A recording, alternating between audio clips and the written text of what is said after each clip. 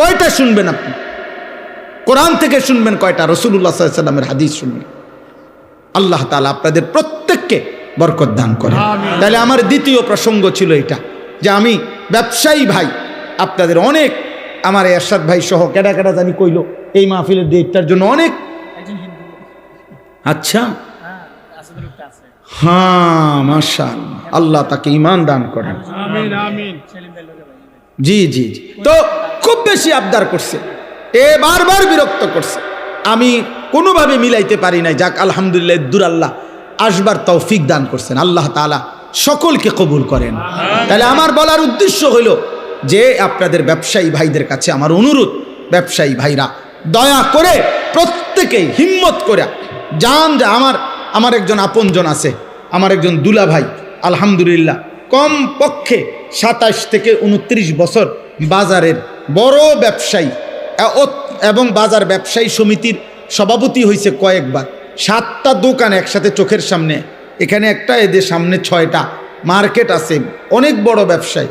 কিন্তু পুরা মহল্লা, পুরা বাজারের ব্যবসায়ী সকলেই সাক্ষ্য দিছে। আমি নিজে বহুবার জিজ্ঞাসা করছি যে 27 বছরের ভিতরে উনি বলছে আমার জীবনে কোনোদিন জামাত ফৌত হয়েছে এমন কথা আমার মনে হয় না, কসম খোদা। উনি বলছে, উনি এখনো বাইচা আছে। নামাজের জামাত, নামাজ না শুধু জামাত ফৌত হয়েছে, ছুটে গেছে, আমার এমন মনে হয় না। কিভাবে সম্ভব? এই উনার জিঙ্গান আপনি কিভাবে সম্ভব?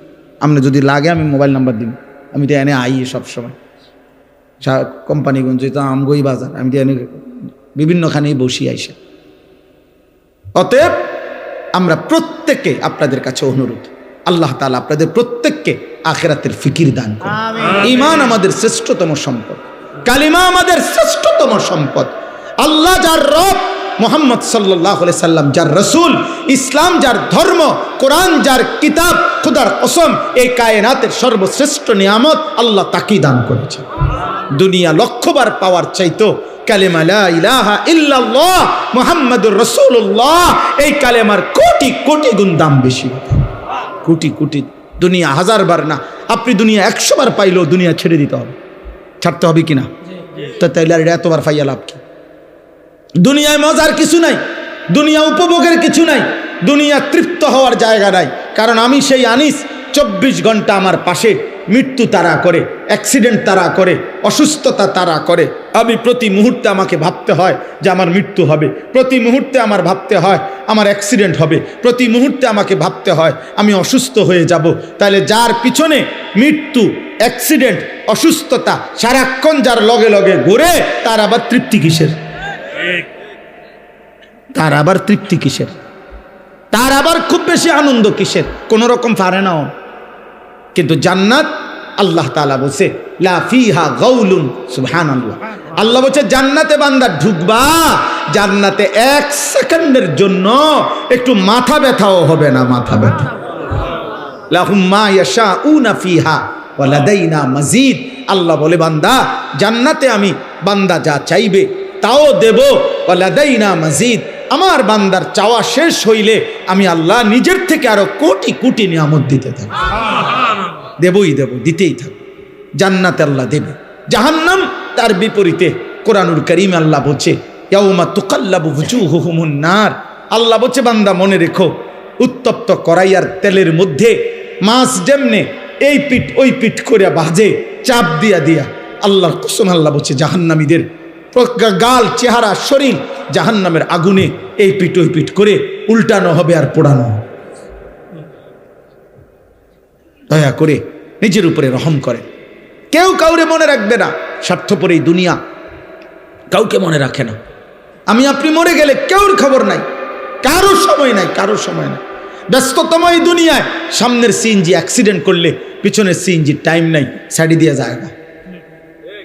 হ্যাঁ, সারাদিন আমি প্রায় বলি, সারাদিন যেই বাচ্চা কাচ্চারা বাবার মৃত্যুতে কাঁদছিল, বউ বাচ্চা মাগরিব পর্যন্ত কাঁদছে, দাফন কাফন শেষে রাত্র আসার পরে পাশের ঘরের থেকে ভাত তরকারি রান্দা আনছে, ওরা ঠিকই ভাত খায়।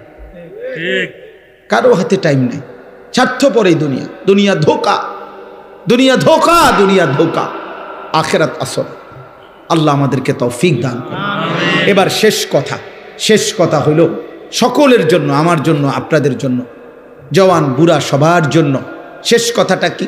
শেষ কথাটা হলো মহান আল্লাহ পাক রব্বুল আলামিন প্রত্যেকটা ইমানদার মুসলমানের কাছে, আল্লাহ তাআলা আমাদের কাছে একটা জিনিস চায়, সেটার নাম হলো তাকওয়া।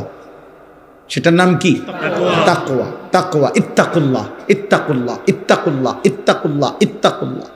আল্লাহ বলছে আল্লাহকে ভয় করো, আল্লাহকে ভয় করো, আল্লাহকে ভয় করো, আল্লাহকে ভয় করো। এই আল্লাহকে ভয় করো এই কথার আরবি হলো তাকওয়া। আল্লাহকে ভয় করো এই কথার আরবি কি?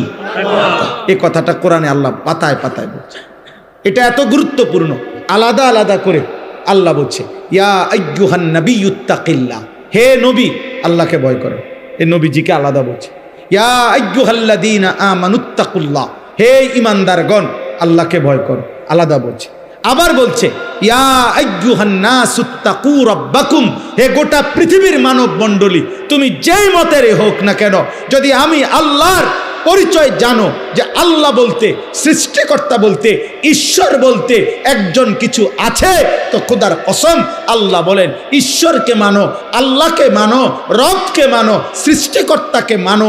এরকম যেই মানো, তোমাকেই বলছি সেই রবকে, সেই ঈশ্বরকে, সেই সৃষ্টিকর্তাকে, সেই আল্লাহকে ভয় করো, ভয় করো, ভয় করো। এজন্য আল্লাহকে ভয় করো, তাকওয়া।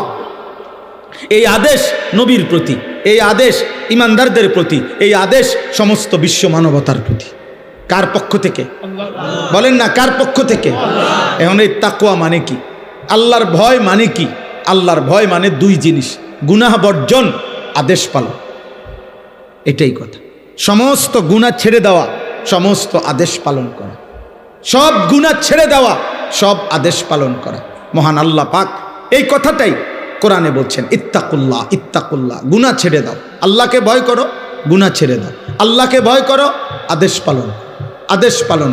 এখন আমি যে কথাটা বলতে চাই সেটা হলো 11 মাস মনে করেন আল্লাহ পাক রব্বুল আলামিন আমাদেরকে বলছে বান্দা আল্লাহকে ভয় করো, গুনাহ ছাড়ো, গুনাহ ছাড়ো, গুনাহ ছাড়ো, গুনাহ ছাড়ো, হুকুম পালন করো, সেজদা দাও, নামাজ পড়ো, গোলামি করো, বন্দিগি করো, জিকির করো, তিলাওয়াত করো, তসবিহ পড়ো, হালাল খাও, হারাম ছাড়ো, চুরি ছাড়ো, জিনা ছাড়ো, মদ ছাড়ো, জুয়া ছাড়ো, হত্যা ছাড়ো, খুন ছাড়ো, সন্ত্রাস, কুফর, শিরিক, মূর্তি পূজা সব ছাড়ো।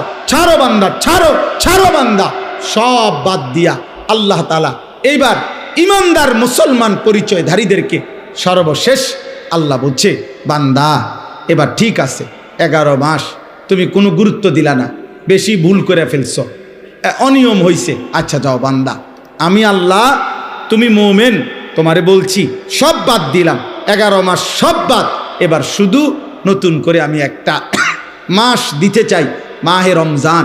এই একটি মাসে আইয়ামাম মাদুদাত, গুনা গুনা 30 দিন অথবা 29 দিন, 31 দিন হবে না বললাম, সাফ কথা, যা কথা তাই কথা, 30 বা 29, এই 29 বা 30 দিন আমি বান্দা তোমার জন্য দিলাম, রমজানের একটা চাঁদ উঠাবো, তুমি এই 30টা দিন গুনাহ ছেড়ে দিবা, আমার হুকুম পালন করবা। আমি আল্লাহ 11 মাসে যেই নিয়ামত দিতাম 1 মাসেই সে তাকওয়া তোমারে দিয়ে দেব, 1 মাসেই জান্নাতি বানায় দেব। যাও বাবা, একটা কথা মনে রাখবেন, এই শেষ কথাটার ক্ষেত্রে এই কথাটা মনে রাখতে হবে।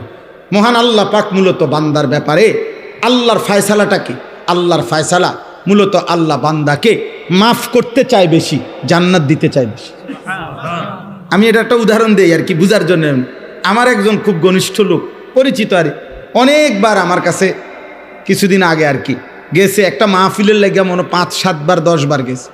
তা আমি এইটা কই ওইটা কই, এমনি হেমনি ঘুরে গেড়াই, আচ্ছা আইয়ে নারি যাইয়ে নারি, আচ্ছা জান না, এমনি এমনি করতে। একদিন উনি খুব আবেগে মহব্বত করে আমার একটা কথা কইছে, হুজুর আপনি আমারে আগে কথাটা পরিষ্কার করেন, আসলে আপনি আমারে মাহফিল দিবেন না,